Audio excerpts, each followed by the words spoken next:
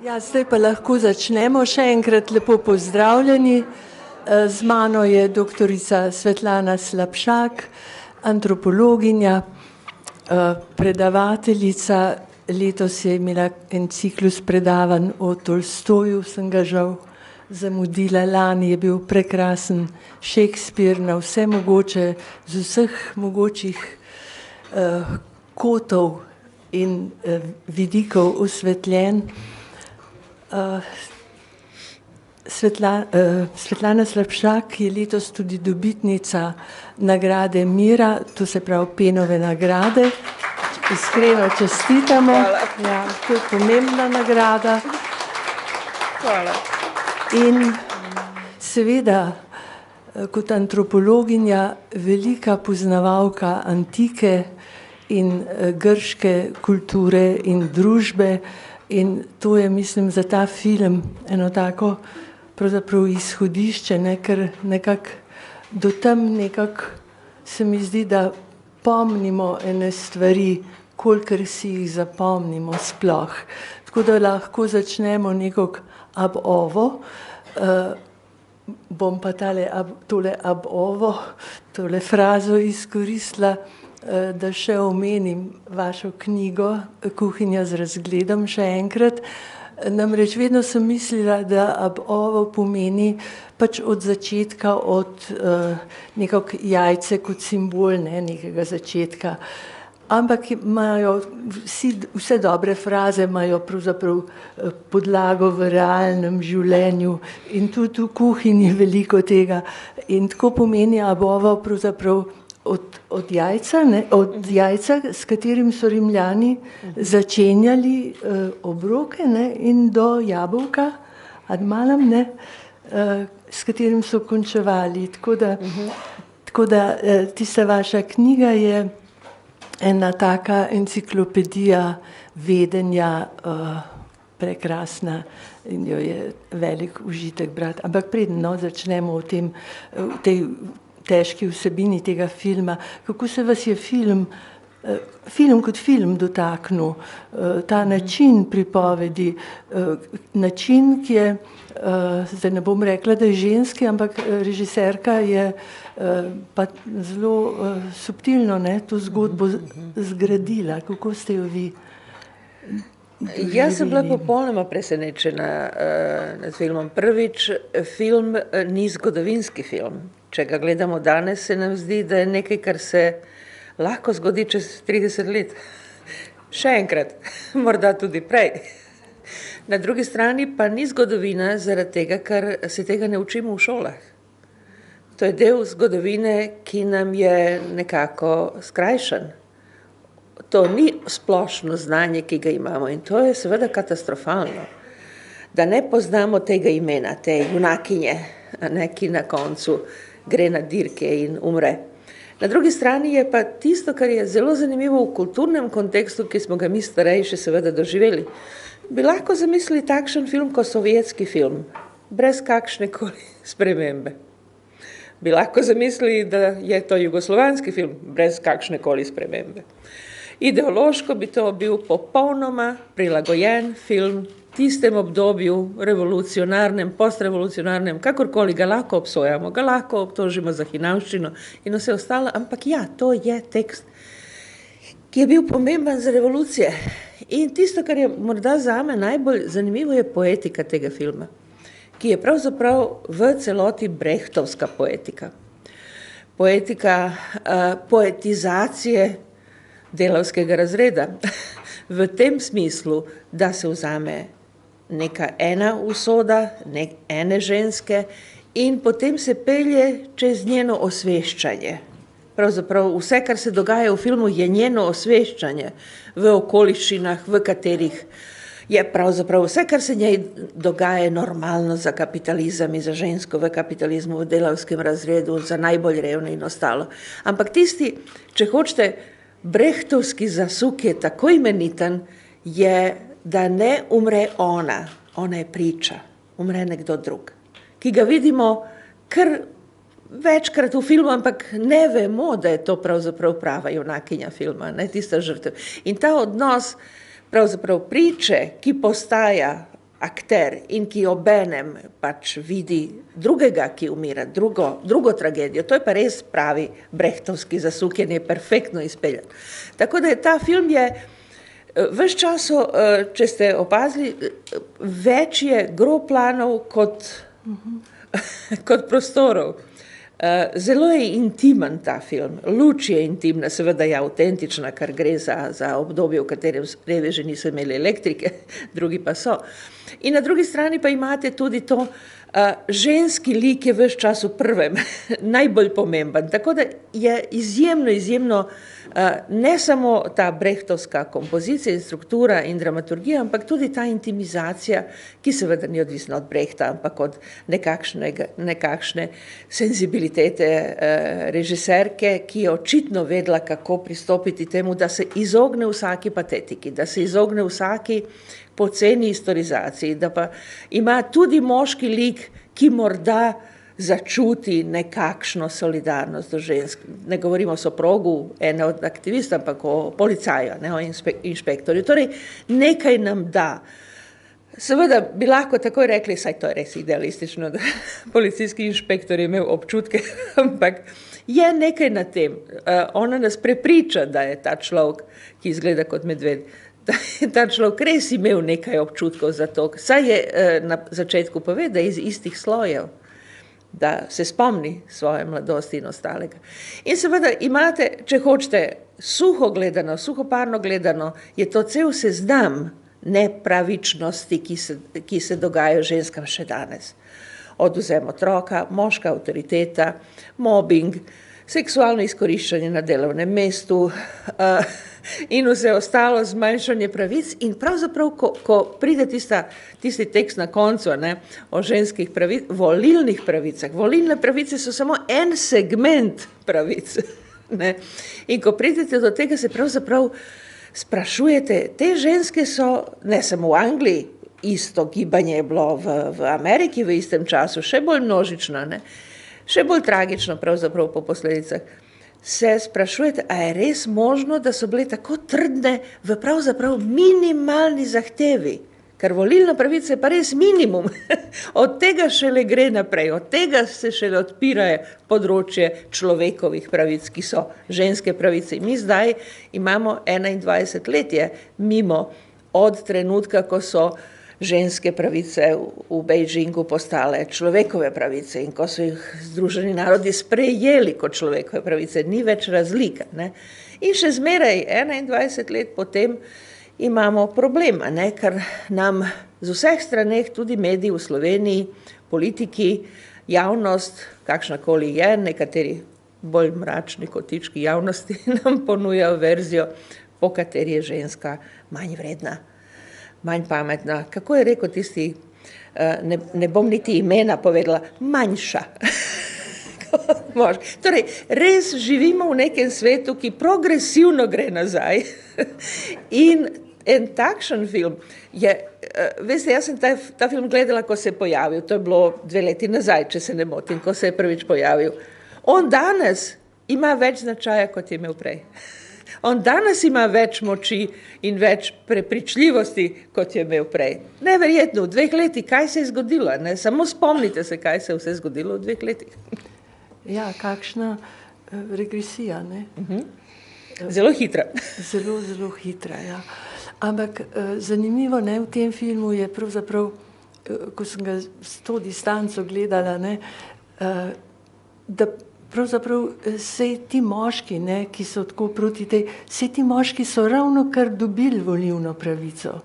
Sej ta mož je ravno kar dobil, sej ta volilna pravica ni bila od nekdaj dana, pa je bila vezana na premoženje, pa na status, pa na raso, pa na ne vem kaj stvari. A gremo zdaj lahko malo prav nazaj v to zibelko evropske civilizacije. Je v zibelko bomo prišli, ampak dajmo prvo Ameriko. Ampak ne, Ne, da bi se vrnili, da bi tam ostali. Nikakor ne. Ja. Dajmo prvo v Ameriko, ker v istem času v Ameriki se dogaja isto. In če se spomnite, kakšni 6-7 let nazaj je bil en odličen film, ki se imenoval, na nekaterih kanalih še zmeraj lahko pogledate, pa tudi na YouTube, imenoval se Angeli s čeljustmi od jekla, jeklenimi čeljustmi. Prekrasen film o ameriškem feminizmu, ki je veliko bolj panoramičen in veliko bolj zgodovinopisen film, v tem smislu, da imate podatke, kdo, kdaj, kako, kronologija in vse ostalo. Je zelo zanimiv predvsem potem, da pojasni, kako so ženske v Združenih državah Amerike dobile volilno pravico. In zgodovina tega gibanja je za nas zelo, zelo poučna, ker nam kaže, da se ženske nikoli ne smejo omejiti samo na en cilj. Žensko gibanje feminizma v Ameriki se začne uradno 48. leta 19. stoletja, ko se ženske vrnejo z velikega svetovnega abolicionističnega kongresa v Londonu, ki je bil eno leto prej. Abolicionistični v smislu ukinitev smrtne kazni. To je bilo zelo močno gibanje v Evropi in v Ameriki 19. stoletja. In potem na tem velikem kongresu ženske iz ameriške delegacije niso pustili v salo, v kateri je bil kongres. In so ženske znorele, seveda. In ko so se vrnile nazaj, in to so tisti Američani, ki so pobegnili iz puritanskega območja vzhodne obale in so šli bolj na kontinent. Ta posebej skupina žensk je imela center v mestecu, ki se imenuje Seneca Falls, blizu tistih Finger Lakes v Severni Ameriki, blizu univerze Itaka v Sirakuzi in tako naprej in tako naprej. Torej, to je to bolj odmaknjeno proti centru področje in danes je, še danes je pravzaprav edini feministični muzej na svetu v Seneca Falls. Kaj so naredile ženske iz Seneca Falls, ker so bile zelo besne? So naredile pastiš deklaracije o neodvisnosti Jeffersonove, ki se imenovala Declaration of Sentiments, deklaracija občutkov. In so iznesle vse nepravičnosti, ki se dogajajo ženskam. Svojega abolicionističnega stališča imele so pa zelo močno aktivistično izkušnjo, pravo aktivistično izkušnjo, ki je bila ta, da so sužnje z juga po skrivnostih poteh, to se imenovalo Underground Train, pač so jim pomagale, da pridejo do Kanade, kjer ni bilo več suženstva. Torej, so se bile abolicionistke, feministke in antirasistke. To je bil program. In so delali skupaj s svojimi moškimi in med njimi je bilo veliko znanih črncev. Predvsem tisti, ki so bili, tisti, ki so govorili javno, ne, vikarji črni. In v tej situaciji je nastal feminizem. Torej, skupaj z abolicionizmom in skupaj z borbo zoper suženjstvo in skupaj z antirasizmom. No, samo gremo nazaj 50 let, oziroma naprej, 50 let naprej. Te ameriške uspešne sufražetke, ki vedo, da bodo zdaj dobile verjetno v senatu in v kongresu, zaradi tega, kar so tako zdušno sodelovale v prvi svetovni vojni, to so bile zasluge, na osnovi katerih so ženske dobile pravice v celem svetu, ne, razen Nove Zelandije, kjer je bilo prej. Torej, vedo, da ne bodo dobile, če ne bodo dobile politikov z juga, ki so konzervativni in ki so rasisti. Torej se odrekajo črncem. To je prva poteza, ki uniči žensko gibanje.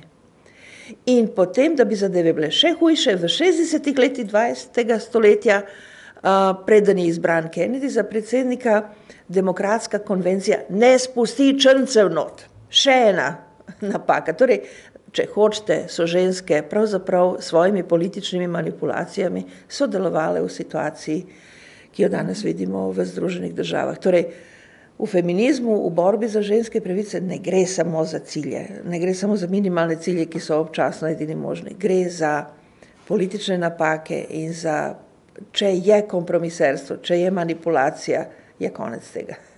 Torej, če to obrnemo na današnjo situacijo, če se ne zalagamo za druge delavce, begunce, večspolne in ostale je zadeva s feminizmom oziroma ženskimi pravicami izgubljena. Čeprav so ženske še zmeraj večina. Torej, to je pač pouk tega feminističnega gibanja, nikoli ne pozabiti drugih. Ne? Nimamo te pravice, nimamo, da se borimo samo zase. Ne? Kar se tiče antike, je neka zelo zanimiva zadeva, veste, seveda sem do tega prišla šele, ko sem se zelo postarala, ampak to samo pomeni, da je potrebno se učiti celo življenje. Atenska demokracija, ne? Tako rekoč idealna demokracija, s katero mi nimamo ničesa skupnega. Mi nadaljujemo rimsko, republikansko demokracijo, predstavniško demokracijo. Atenska demokracija pa je bila neposredna demokracija. Se pravi, da je vsak državljan prišel v skupščino vsak dan, če je bil dovolj zgodaj, je zavzel mesto in sodeloval v demokraciji za enodnevni honorar. In je odločal. In seveda se lahko zoperstavil tudi večini. Ne? To je bila možnost, da pač ne sprejemaš odločitev večine, si svoj. Seveda samo moški. Žensk ni bilo v tej demokraciji. So bile popolnoma izločene. Ampak v teh 50 let, bi rekli, idealne demokracije, ki je možno na majhnem prostoru, torej v Sloveniji bi bilo možno nekatere oblike neposredne demokracije uveljaviti. So se razvile ideje in nekatere geste, ki jih zgodovinsko registriramo, ki govorijo o tem, da so se ženske zavedale odsotnosti svojih pravic in da so se moški zavedali odsotnosti ženskih pravic. Tako da, to je tisto najbolj zanimivo v tej demokraciji, da pač razvije človekov razum, njegovo občutljivost, njegovo sposobnost dejanja tako hitro, da reagira. V 50 letih te idealne vladavine. Tisto, kar je seveda zanimivo v atenski demokraciji, je, da ni samo, da prideš tam odločati, ker hočeš in kdaj hočeš, ampak lokalno, kjer je nujno imeti uslužbence. Pač administracija je takšna, kakšna je. V antiki ni bila veliko različna od današnje. Moraš imeti število državljanov, imena, moraš imeti službe, moraš imeti usluge, vse ostalo. Ne? In kako se je to urejevalo? Zelo enostavno, skotsko. Torej v neki občini so vsa imena dali v isti stroj, ki ga danes še vidite v muzeju Agore, ki res spominja na te kockarske stroje z ročaji. In na ta način so popolno slučajno izbirali državljane, ki bodo eno leto skrbeli za druge državljane na različnih službah in bodo dobili plačo. In bodo odgovorni za svoje dejanje v enem letu celo življenje. Ampak ideja ni v tem. Ideja je v tem, da so vsi enako sposobni in dobri, kompetentni in dovolj razumni, da skrbijo za svoje sodržavljane. To je ideja demokracije. Ni boljših, ki jih volimo, vidimo, kakšne volimo. Ne? Točno vemo, da niso boljši, ampak so slabši. To je danes tako jasno, da biramo slabše. Ne? In vse slabše. Ne, vsi so enako sposobni. Vsi mi smo enako sposobni, da eno leto posvetimo življenju drugih. Torej, za plačo. Zakaj pa ne? Torej, nekatere ideje te neposredne demokracije so tako genialne, da bi jih res vsaka manjša skupina brez velikih stroškov izvajala. Veste, danes imamo tako negativno konotacijo termina ostracizem. Moj bog, nekaj groznega. Sploh ni nekaj groznega. To je ideja, da enkrat, če se državljani odločijo, pač izpišejo na seveda kanček razbite keramike, kar papirja ni, ime tistega, za katerega mislijo, da je najbolj nevaren za demokracijo. Tisti, ki dobijo največ glasov, ni mis, ampak gre iz države. Na nekaj časa. Seveda so možne napake. Seveda tisto, kar nam je ohranjeno v tem istem muzeju, nam kaže, da imamo namreč te koščke, ne, te razbitnine od različnih keramičnih posod, na katerih je ime Temistokla, ki je res bil ostraciziran, ne, in je moral iti. Velikega vojskovodje, neverjetno pogumnega človeka, izjemnega organizatorja, menadžerja, bi rekli, in vse ostalo. In vidimo, da so nekateri od teh imen izpisani z isto roko. Torej, a so državljani morda, nepismeni državljani so morda plačali nekomu, da upiše ime, ali so rekli eno ime, tisti, kar je vedel, da je ta nepismen upisal drugo ime. Vse možnosti so. Ampak še zmeraj ostaja, da so državljani v številkah, ki so usklajene s seznami državljanov, ne, pač glasovali tako. A veste, nevarno za demokracijo je v atenski demokraciji bila večstranska, nevarno za demokracijo so bile aristokratske ljubezenske povezave, ki so homoseksualne. Nevarnost je bilo nezadovoljena seksualnost moških, pa so skrbeli za to, da mesto ima hetere, ki bodo zadovoljile moške. In potem je neka hetera fiktivna, sicer nekaj stoletij pozneje piše, mi skrbimo za demokracijo, držimo filozofe v postelji do podneva in potem so nesposobni za revolucijo. Torej, vse je izkoriščala demokracija, ne? Človeške slabosti in človeške prednosti. Torej, to je pač, demokracija se znajde, ta prava. Mi pa ne živimo v demokraciji. Mi živimo v parlamentarni republiki, ki je zdaj že precej, bi rekli, degradirala. In vedno izbiramo iste, ki se prebijajo gor s popolnoma nečloveškimi kvalitetami, če nič drugega, ki jim dajemo prednosti, ki si jih ne zaslužijo in živimo v tem, kar smo pravzaprav sebi zakuhali, kar se ne znamo postaviti. Ne? Seveda nimamo več delavskega razreda, imamo v glavnem prekarce, ljudi, ki so zaposleni, pa ne morejo preživeti, mlade, ki nimajo nobenega upanja, upokojence, ki nimajo ničesar, niti upanja več, nobenega.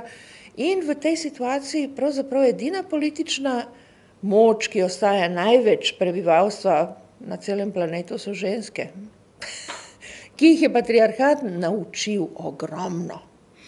Jaz zmeraj pravim, patriarhat ima ogromne zasluge in te ogromne zasluge so, da poznamo vse trike.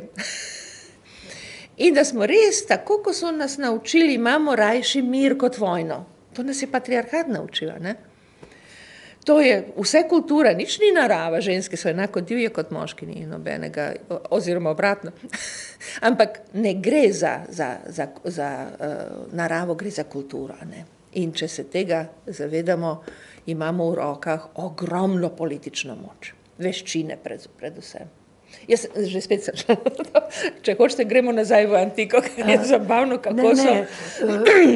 Kar se položaja žensk tiče, ne, v antiki, umetniki, ne, dramatiki so jim pa dajali, pravzaprav je pa čisto ena druga slika, ne, ženske so ogromno moč izpričujejo, tudi nad moškimi, tudi družbeno, ne, sej Euripid pa ne. Absolutno. Ampak gre pravzaprav za moč demokracije. Ker demokracija, atenska demokracija je razdeljena na prostore. Greste v skupščino, greste na sodišče, greste na trg, greste v različna javna mesta poslušati različne govorce in pa končno je neko mesto, ki ga mi ne doživljamo kot prostor demokracije in to pa je v zelo ključni obliki, to je gledališče. V gledališču sedijo vsi državljani, moški seveda. In gledajo na sceni tisto, kar se jim dogaja zunaj sodišč, zunaj skupščine, zunaj trga. Torej družina, intimna zgodovina, odnos do bogov. In na tej sceni seveda avtorji kažejo državljanom življenje in problematiko. In seveda so tiste, ki destabilizirajo tistega vsemogočega moškega, ki je povsod ženske, jasno, kdo drug. In seveda od teh velikih tragikov, ki so nam ohranjeni so nam zaradi določene kulturne cenzure, niso ohranjeni tisti drugi. Torej, nam je ohranjen kanon kvalitetnja, ne. Tukaj recimo Aeschyl, Sofokles in Euripid, vsi govorijo o ženski moči. Tista kraljica, perzijska kraljica v Aeschylovi drami Peržani se obnaša kot moška, kot ženska, ki kontrolira moške, svojega mrtvega soproga in svojega sina, ki ima rad vojno in ki doživlja poraz. Ona je ta, ki drži kulte smrti. Ona je ta, ki ima preroške sanje. Ona je ta, ki se sporazumeva z mrtvim soprogom, ki pride kot duh in tako naprej. Torej, ona res pelje celo dramo do konca, ki pravzaprav je nekakšna pomiritev, da njen sin ne bo več šel v vojno. Ne? In pazite, to je drama, ki se prikaže atenskim državljanom kakšnih, če se ne motim, kakšnih 15 let po dogodku. Torej se spomnijo tega in gledajo na sceni tiste, ki so jih med tem porazili. Ne? Neverjetno. Sočutje do drugega, sočutje do sovražnika, do neumnosti vojne in tako naprej in tako naprej. Ampak ustavila se bom samo na enem avtorju, pravzaprav, ki govori o položaju žensk morda še bolj izrazito kot ostali. Aristofan, komediograf. Edini ohranjen v določenem številu komedij, lahko jih berete v slovenskem prevodu, sicer je malce cenzuriran, ampak nič hudega, ki v večini svojih komedij postavlja ženske na sceno, ki, tako je pač komedija, prevzamejo oblast. To ni slučajno in ni samo zahteva žanra komedije. Ne gre samo za to. On v teh komedijah postavlja vprašanje, kako bi ženske vladale, če bi vladale. Kako bi prevzele oblast, če bi prevzele. Kaj bodo delale z moškimi? In tako naprej, in tako naprej. Seveda najbolj znana je Lizistrata, ko ženske naredijo seksualno stavko, da bi preprečile vojno.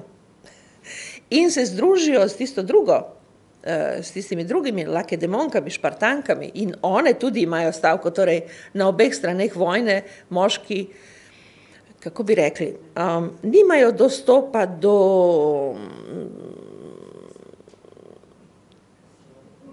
kako bi rekli, satisfakcije osnovnih želja, bencina, kakorkoli že, nimajo dostopa do žensk, konc. In je komedija o tem. In je zelo, zelo duhovita, res, izjemno duhovita, ko seveda glavne borke in glavni borci na sceni so starejši moški in starejše ženske, ki nimajo več interesa, ampak še zmeraj imajo strast. Torej je izjemno duhovito, korozivno duhovito, črni humor je povsod, vse je izjemno, izjemno zanimivo in seveda so scene, ki govorijo o tem, da Aristofan pravzaprav nekatere scene v njegovih fantastičnih komedijah so vsakdanje. Denimo ta ženska, ki moški se nekako uspenje po tistih stenah na Akropolu, to je precej težko, to je pa res taka športna disciplina gre. In pride do svoje soproge in pravi, ne morem več, greva nekam in ona pravi, ja, fino, greva v eno jamo, ker tam je polno različnih jam, pa bo v redu, ne? In prideta v jamo in potem pa soproga pravi, tukaj pa res precej trdo, če bi lahko šel domov, prinesel kakšen polšter, blazino, karkoli. In potem on gre dol pa gor, prenesel se, pravi, ja, ampak tukaj ne diši preveč dobro, če bi šel po kakšne dišavna olja, pa tako naprej, pa potem pa bedni gre gor pa dol. In ko pride recimo četrtič, mu napravi, imam grozen glavobol. Tako da, to pa je scena iz vsakdanjika. Ampak še veliko bolj nevarna je komedija, ki se imenuje Ženske v Narodni skupščini. To je pa res, ta je pa res ubijavska. Namreč gre za to, da ženske prevzamejo oblast, ampak ne z revolucijo, ne z nasiljem, ne s stavko, ampak tako, da prepričajo moške, da jim dajo oblast. Zveni fantastično, ampak ni popolnoma neumno, ker ženske se urijo na skrivaj v retoriki, v moški retoriki in seveda so komične scene na ta način, da ženska na vaje prinese kakšno pletivo, ne, ker misli, da je ta čas na konferenci pa res izgubljen. In potem jih navadijo, da se vsega tega osvobodijo in potem pridejo v skupščino zgodaj, kar so navajene se dvigniti zelo, zelo zgodaj, zavzamejo skupščino in nastopajo oblečene in govorijo kot tisto, kar moški v parlamentu še danes najbolj imajo radi, mlade konzervativne moške. A ni to najbolj popularen lik tudi v našem parlamentu? Puščajo te, ne bom porabila nobenega termina, ampak te mlade napihnjene moški in so zelo priljubljene v vseh strankah. Ja, manekene, točno to. Torej nastopajo kot mladi konzervativni moški in potem dajo predlog, da se oblast da ženskam. In se to izvoli z večino. In potem ženske gredo domov diskretno, pridejo soprogi in pravijo, predali smo vam oblast.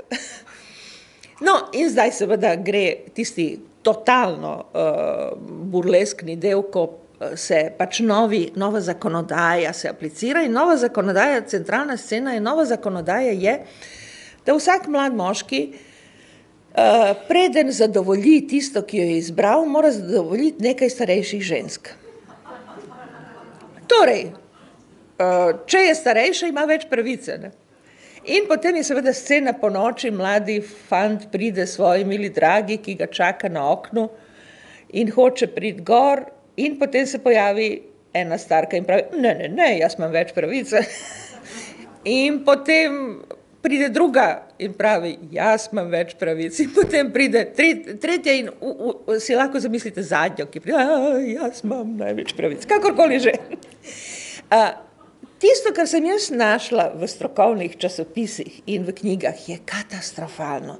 Največji strokovnjaki, res izjemni ljudje, ki odlično poznajo antiko, so bili popolnoma škandalizirani, ko so brali Aristofanovo komedijo. In še danes ne morejo se sprijazniti z norosti Aristofana in govorijo, kako je to škandalozno, kako je to nagnusno, kako se to ne da brati, kako je to najslabša Aristofanova komedija in tako naprej. Torej, če hočete res največji med filologi in med zgodovinarji književnosti, se ne morejo sprijazniti s to idejo, ne. Torej, ideje, seveda, Aristofanove komedije so fantastične in je ideja v tem, da tisti, ki so prišli v gledališče, gledajo nekaj, kar se obrne kot rokavica in gledaš znotraj, kaj je, šivje, kaj je struktura, veš, da to ni realno. Od samega začetka, kar žanr pove, to ni realno. Ni nobenega dvoma, da to ni realno. In obenem je toliko tega nota, ne. In je potem pa še Platon, seveda, ki govori odkrito o tem, da ženske bi morale dobiti več pravic. Čeprav je on ni največji prijatelj demokracije, ampak misli, da bi ženski morali dobiti več pravic. Torej, očitno je obstajala neka skupina intelektualcev, ki je mislila kritično o demokraciji in obenem mislila o ženskih pravicah. To vidimo v Sokratovih, Sokrat je seveda Platonov lik, to ni realen lik, njega je Platon pravzaprav kombiniral kot lik, govori večkrat o ljubezni, govori večkrat o odnosu ženske in moškega, govori večkrat o potovanju duš in o takih temah, torej odpira ogromno teh različnih politik spolov. In seveda, kot veste, Sokrat konča tako, da ga 3 državljana obtožijo za uvajanje novih božanstev in konča samomorom, kar je obsojen na smrt, ne? In se smrti veseli, tako pravi Platon. Ampak vsekakor, to je neka skupina, ki je mislila in ki je menila, da demokracija ni takšna demokracija, ki se nanaša samo na moške, ni dobra. Torej, imamo tekste. Na drugi strani pa seveda imamo to, da ženska, če je bila zelo ambiciozna in je hotela kariero, je lahko šla v kakšen kult, torej v kakšen tempelj in je tam s svojim imenom in kot osebnost naredila kariero. In takšnih epigrafskih spomenikov imamo. Ženska, ki ima recimo več kot 80 let, ki je bila menadžerka nekakšnega templa in ki je bila uspešna finančno in tako naprej in si zapiše svoje ime kot nekakšen spomenik sebi, ne. Torej je v tem prostoru je lahko, ampak seveda verski verovanja, verstva in verski kulti pa niso sodobne cerkve. To je nekaj čist drugega. To ni organizacija, kar so recimo kulti, ki so samo ženski, samo moški in tisti mešani. Torej je ženska lahko izbirala, kam gre, če že hoče kariero in da se njeno ime pojavlja v javnosti. Imamo nek epigrafski zapis, po katerem izgleda, da je prav tista, ki se v Lizistrati pojavi kot tista, ki zapeljuje svojega soproga, bila ena taka uspešna ženska. V nekem templu. Morda, ne vemo. Ne. In imate Platonov dialog Meneksen, v katerem Sokrat na začetku sreča nekoga na ulici, tako se začnejo dialogi, in pravi, pravkar sem imel sem uro retorike in kdo je tvoj učitelj? Moj učitelj je Aspazija, Periklova ljubica. Ona naj bi bila največji retor v Atenah, ki piše govore za druge. Torej, imamo ogromno takšnih podatkov, ki govorijo, da v tej atenski demokraciji se je ogromno mislilo o ženskah.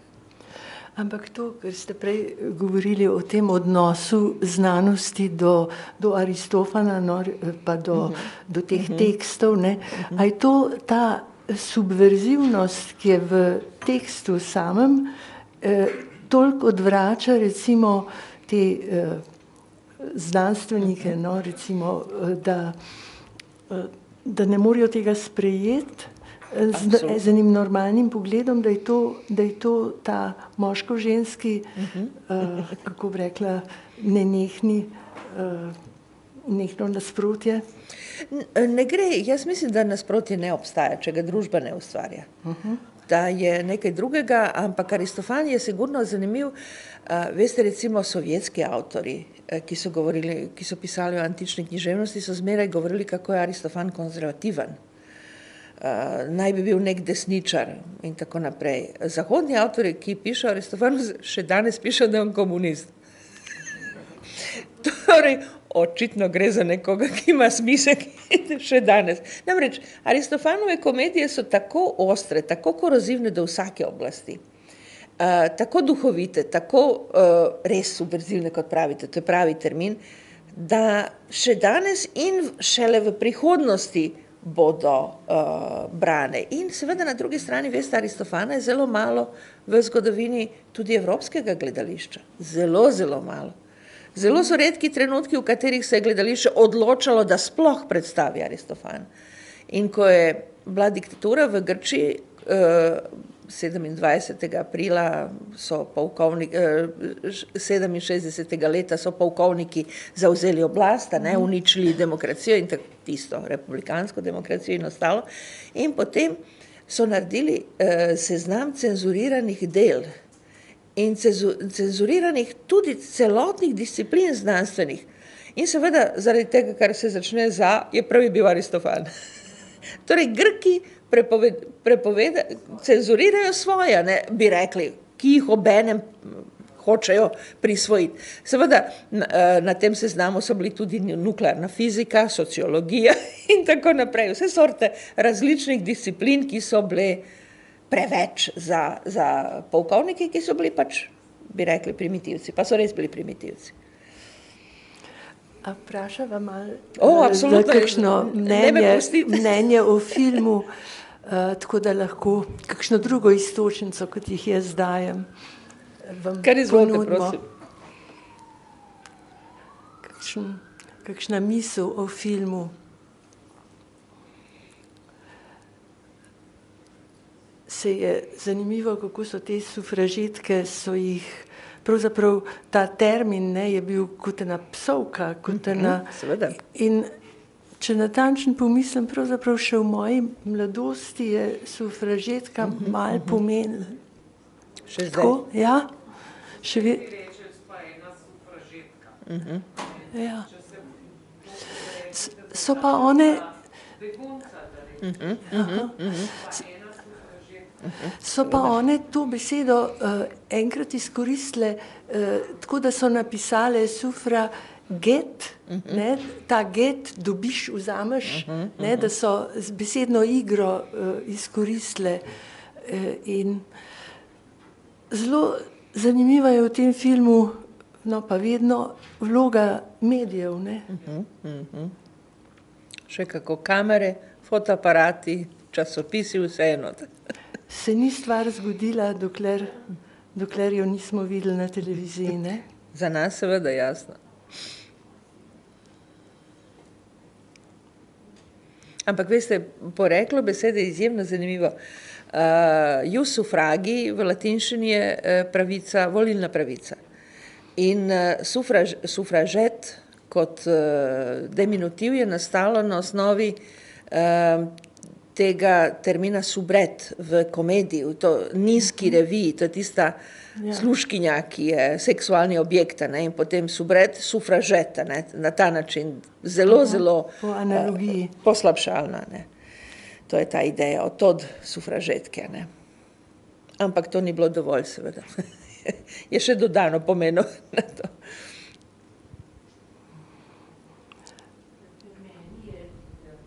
Zelo všeč to, kar ste že sami omenili, namreč ta razvoj te glavne osebe. Ona sploh ni sufražetka, ona tudi ob vseh krivicah, ki jih od 7. leta naprej doživi, kar so tako lepo predstavili na tem razgovoru, od spolnih zlorab do suženjskega dela, uničevanja zdravja, mislim, vse to jo še ne dovolj mobilizira, dokler ne pride v stik z gibanjem, ki to oči odpre. In mislim, pretresljivo je, kaj so te ženske žrtvovale, od materinstva do svojega obstoja. Res mislim, da je prav, da to vidimo, to bi moralo biti en del izobrazbe, neki v šolah bi moralo o tem govoriti, vsi bi morali vedeti, s kakšnimi strašnimi žrtvami smo prišli, če tudi rečemo, da to, kar je, ni tisto, kar smo upali in to, za kar so se borile. Ja, to so generacije naših babic, prababic, ne, in to je pravzaprav, to je tako blizu, ne. In kaj je to v človeku, to pa vi najbrž veliko razmišljate o tem, kaj je to v človeku, a je to obrambni mehanizem, da noče vedeti, poznati to preteklost, a se brani na ta način, ker bi bila ta teža prehuda, da tako malo vemo in imamo tako malo sočutja, pravzaprav empatije do tega, kar se je dogajalo. Se veste kaj, ta razširitev medijev in socialna omrežja in vse, kar nas obkrožuje, te neverjetne količine podatkov, tekstov, podob, slik in vsega. Na eni strani je to izjemno koristno, če znaš brati, če znaš izbrati tisto, kar je manjkajoče v tvojem znanju. Na drugi strani pa je to del sistema poneumljanja, ki se je izjemno razvil, ki je v tem trenutku, jaz se bojim, močnejši od sistema izobraževanja. Ker ga nažalost, sistem izobraževanja je pač del državnega proračuna, ki se zmanjšuje in posebej na tej strani se zmanjšuje. Sistem poneumljanja pa financirajo vsi. Zdušno, z vsemi močmi imamo poneumljanje, ki nas spremlja od televizije, od medijev, javnih nastopov, parlament je velikanska scena poneumljanja. Vse, kar se dogaja okrog, časopisi, oglasi, reklame, vse to poneumlja z neverjetno hitrostjo. In pravzaprav mi imamo zdaj v večini ljudi, ki danes reagirajo na način, ki se nam drugim manjšini zdi nespodoben, ne? Tako, kot ste vi točno opisali, pravzaprav se soočamo s mehanizmi, ki jih ne moremo zmagati nikakor, kar so povsod, ne. Ko vi gledate neumne reklame, v katerih ženske delajo kot prave ženske in se obnašajo kot prave plastične ženske. In to vas spremlja, odprete radio in bo reklama, ne, in bo pesem, in bo nekakšen neumen tekst. Odprete televizijo, bo nekaj, katerakoli televizija, državna ali privatna. Pogledate na ulico, boste videli takšne geste, takšne, vidite obraze, ki se obnašajo po določenih pravilih. Torej, smo res obkroženi s tem in je zelo, zelo težko pač biti neodvisen. In da obenem ne greš v popolno, jaz bi rekla, državljansko neodgovornost, kot je denimo upor zoper vakcinacijo. To je ena od posledic, in se ljudje počutijo, da imajo novo, močno identiteto s tem, da pravzaprav tvegajo svojimi otroci. To je čisto neverjetno. Ampak je, in obstaja. In ko vidimo na ulici mlade matere, ki demonstrirajo z majhnimi otroci, zato, da ta otrok ne bi dobil, da bi recimo čez en teden dobil polio. A se spomnite, kaj je polio? Jaz sem videla veliko otrok, ki so imeli polio, ne? Torej, to je to poneumljanje, ki je zelo nevarno, ker daje občutek moči, individualnosti in pravzaprav neguje samo eno vsebino v človeku in to je sebičnost.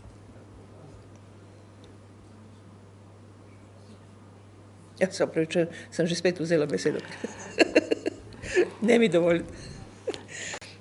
Ne, zato ste tukaj, zato ste tukaj. Jaz sem zdaj, ko ste to sebičnost omenili, no, mi je pravzaprav sapo vzel. Pri tem filmu, ker je gospa omenila, ne, ta razvoj te zavesti, te glavne junakinje, je pa zelo inteligentno pravzaprav od ustvarjalcev to, da oni to peljejo na ta način, da se tudi gledalec na isti način počasi ozavešča, no, da nekako pride do spoznanja, da ni šel v kino kar tako gledati en film, da bo 2 ure pač nekaj se bomo zabavali ali tako naprej, ampak počasi to leze ravno zaradi tega najbrž brechtovskega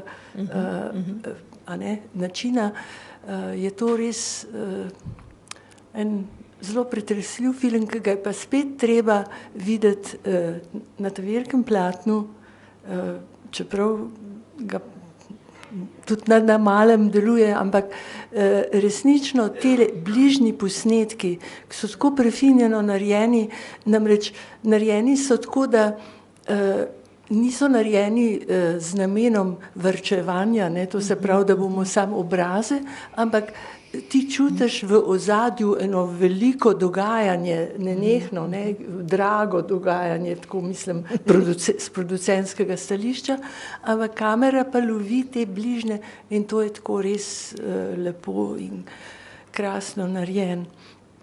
Ja, mogoče bi pa še malo o tem, pravzaprav kako je pa v 19. stoletju sploh do volilne pravice prišlo, ker v Ameriki so neverjetne zvijače uporabljali, ne, da so Indijance, Črnce itak, ampak pri Indijancih so tudi pravzaprav so jim nekako dokazali, da niso domorodci, ne, na en način, da nimajo pravice. Tako da to je bil en tak počasen razvoj in ta mož od mod je tako žalostno s to omejenostjo, ker ne čuti, da je on pravzaprav isto, ne, da se njemu isto dogaja, njemu se isto dogaja, se ni bil nič na boljšem, ne, sam bolj omejen je bil.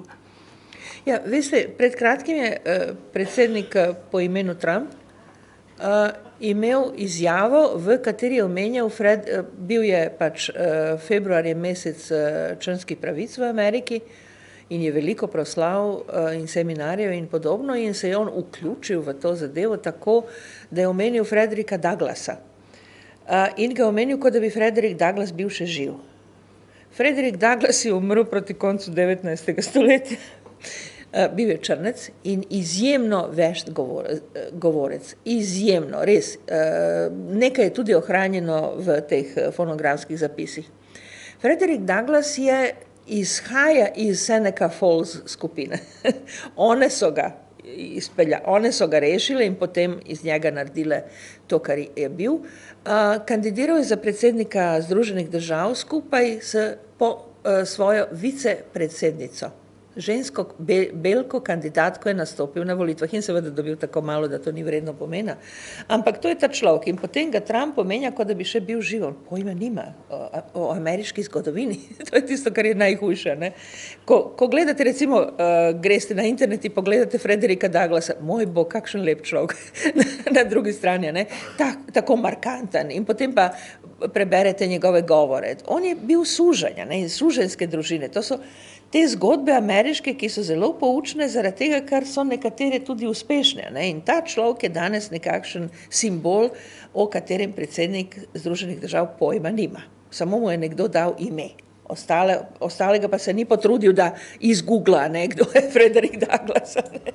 To je ta problem. Torej, tudi v našem primeru je problem izginjanja spomina, ne. In poneumljanje ima perfekten teren za razširjanje, če nimamo spomina.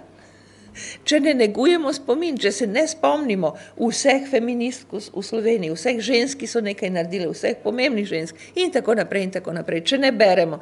In seveda ne pozabiti, da je eno od najmočnejših sredstev, ki so na razpolago še zmeraj, napisana beseda, izpisana beseda. In ko je Abraham Lincoln srečal Harriet Beecher Stowe, ki je napisala Toma, tisto slavni roman, je rekel, to je ženska, ki je izvala vojno. In je res, mehna knjižica, ki jo danes beremo kot otroško literaturo. Kuća strica Toma. Hišica strica Toma, točno to. In je ta knjiga pač izvala ljudi, da mislijo na novo. Torej, nič ni izgubljeno, Če nič drugega, Slovenija ima omrežje knjižnic, javnih knjižnic, ki je neprimerljivo z drugimi državami. O tem se ne govori, ampak omrežje knjižnic je izjemno pomembno. Sicer uničuje komercialno prodajo knjig. Večina ljudi pravzaprav gre v knjižnico, pa brezplačno prebere najnovejše zadeve. Ampak na drugi strani, morda se založništvo ne izplača v Sloveniji, ampak javne knjižnice so recimo tista mesta, tisti prostori, v katerih pa res se ogromno dogaja. In to je treba izkoristiti. Tisto, kar se ima, je treba izkoristiti. Glede v Sloveniji, recimo, Zofra Kvetrova, dejansko vi ne dobite v nobenem učbeniku, tudi za srednjo šolo ni, kar reče, je težka vsebina. Pa ni. Ja, seveda ni. Sploh ni. Ampak imamo zdaj knjigo stripov, kar je v redu. Ali pa Alma Karlinova. Seveda. Alma Karlinova tudi imamo v stripu. Tako da popularnost je veliko večja kot prej. Ampak nimamo filmov o teh ženskah, kar bi lahko imeli. Da niti ne govorimo o internacionalnih ženskah, o sodelovanju slovenskih žensk z avstrijskim feminizmom, ki je bil izrazit z italijanskim, pa seveda pozneje vloga Slovenk v jugoslovanskem feminizmu, to so pa vse aspekti, ki so izjemno pomembni. Dala bom samo en primer. Pred kratkim sem, ker sistematično gledam stare filme, seveda, ker sem pravi film freak, in sem našla film, katerega se spomnim iz mladosti, ampak zelo bežno, Zenica se imenuje. O tem, kako so zgradili tisti ogromni industrijski kompleks, ki je danes eno od najbolj umazanih področij Bosne in Hercegovine, mesto, ki hitro propada. In tudi zdravlje tisti, ki živijo v Zenici. Kakorkoli že, to je izgradnja tega velika industrijskega kompleksa in to so zdaj zgodbe delavk in delavcev, ki so prišli iz vseh konceh nove države, da bi delali za plačo, seveda v tem industrijskem kompleksu. In v nekaterih delih ženski in moški morajo spati skupaj v istih barakah, bežno razdeljenih na moški in ženske. In potem pa neka aktivistka pripelje ženske na sestanek, da vidi, česar nimajo. In potem je popolnoma odprt pogovor o tem, kje bi lahko kupile hlače po ceni in kje bi lahko kupile bombažno vato po ceni. In je pogovor o tem, greste v farmacijo, v apoteko in boste kupile pri tej prodajalki, tako da jim ni nerodno, po nižji ceni in vse ostalo. To je odkrit pogovor. A vi morda imate takšen pogovor danes v slovenskih medijih? Ne, imamo reklame, v katerih se higienski vložki prikazujejo z modro tekočino. Popolna cenzura, nekakšna elegantna cenzura, da ne bi videli tiste nagravžne zadeve. Ja, seveda je nagravžna zadeva, ampak bi lahko bilo duhovito, če nič drugega, ne, da se ženske prikažejo kot res sterilne plastične lutke, ki hodijo po belih prostorih in se ukvarjajo z flekami, ki jih delajo psi in otroci. To je vloga ženske v reklamah. In v tem, ko vidite to, neposrednost, to odkritost, ki je bila možna, kar je bila socialno pomembna, film je narejen, če se ne motim, 54. leta, ne. V istem letu je narejen največji jugoslovanski feministični film Anikina vremena, Anikini časi, ki ga je naredil Pogačič, ki je bil izjemno izobražen, je poznal dobro psihoanalizo in folkloro in etnologijo, kjer pač je usoda ženske v teh časih zgodnjega 19. stoletja na Balkanu. Izjemen film. Izjemen, priporočam, da ga pogledate, ker to je pa res tako močen feministični pogum tega režiserja, ki je verjel v to zadevo, očitno. Ne? To je Andrićeva proza pa je seksistična. Film je pa feminističen, to je tisto, kar je tako izrazito. Ja, proza pa izrazito, ne? Ja, letos ste imeli predavanja o Tolstoju. Kaj pa Tolstoj? Pravi mizogini, seksist. Se zelo opravičujem. Ampak, ko berete njegova stališča, jaz sem seveda govorila samo o vojni in Vojna in mir je bil tema, roman, ampak, ko berete te njegove opise idealne ženske, to je pa res mizogini diskurs do konca.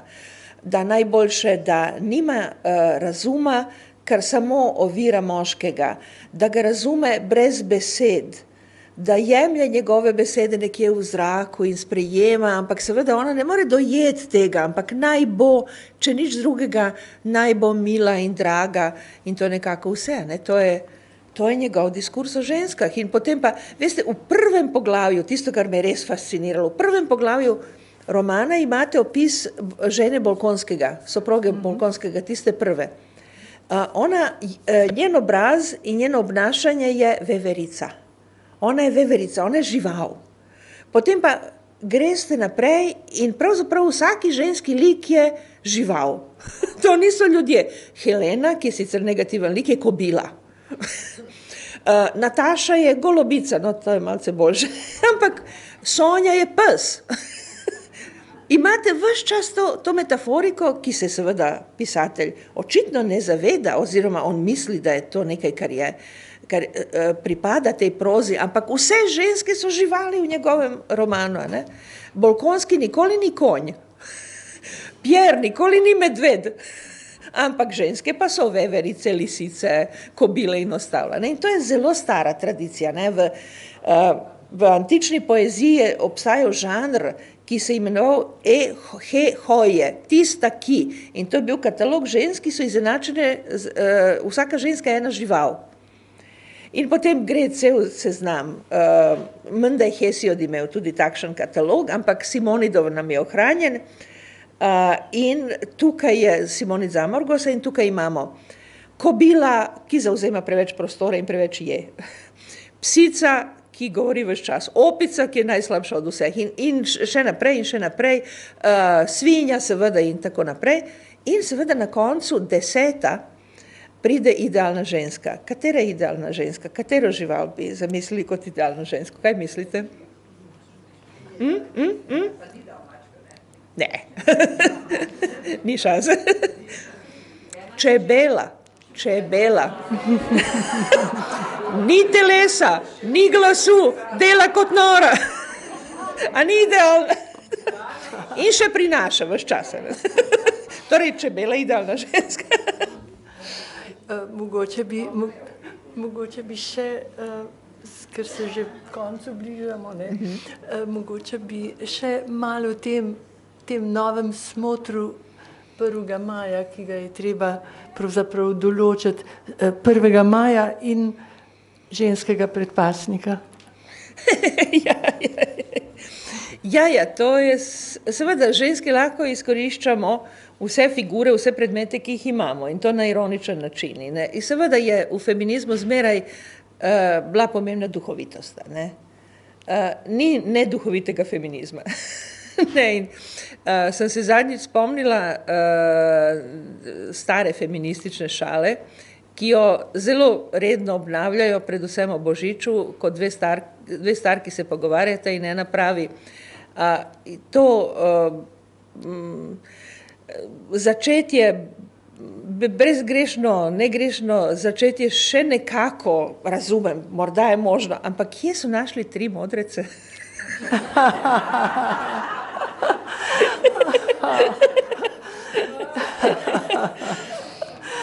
Ja, jaz bi... Ampak veste, na drugi strani je vse to, kar nam ponujajo kot stereotipne slike, ki jih resno jemljemo, vse bi lahko obrnili. Ne? Če hočete, rojstvo Jezusovo ni boljše podobe, ki bi jo danes izkoriščali. Begunska družina, ki je neformalna. Ne gre za soproga in soprogo. Gre za nekaj drugega. Gre za popolnoma neregularno zakonsko zvezo. Netipično. In otroki se rojeva med živalmi, ne? In potem pa res 3 modreci pridejo z darili, ker razumejo situacijo. Ne? Torej, lahko je, politično sporočilo te zgodbe je neverjetno, zakaj ga ne bi izkoriščali, ne? Če že papež to dela. Torej, so možnosti zgodb, ki jih imamo, ne? So možnosti predpasnika, so možnosti vsega drugega, ne? Se spomnim te zgodbe od predpasniku, ki sem jo pisala z Dubravko Ugrešič, sem se namreč pred vojno sprehajala po Beogradu in na nekem mestu so prodali predpasnike rdeče, na katerih je pisalo junak socialistične kuhinje. In smo seveda kupili te predpasnike in obe sva imeli pripombo, zakaj pa ne junakinja, ne? Ker večinoma ni šlo za junake, ampak za junakinje socialistične kuhinje. Torej, vse se lahko brne tako, da je veselo, sprejemljivo, človeško in v tem smislu feminizem seveda ima največ sredstev.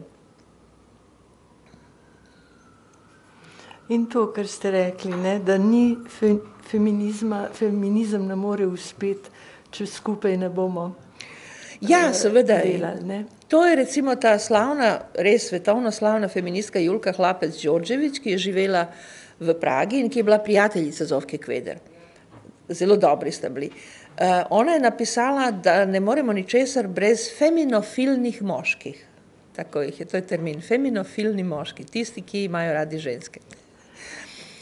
Hvala, jaz mislim, da lahko s tem zaključimo, da smo vsaj eno prijazno besedo naklonili našim ljubim kinodvorjanom. Hvala. Hvala vam. Hvala, gospa profesor. Hvala vam.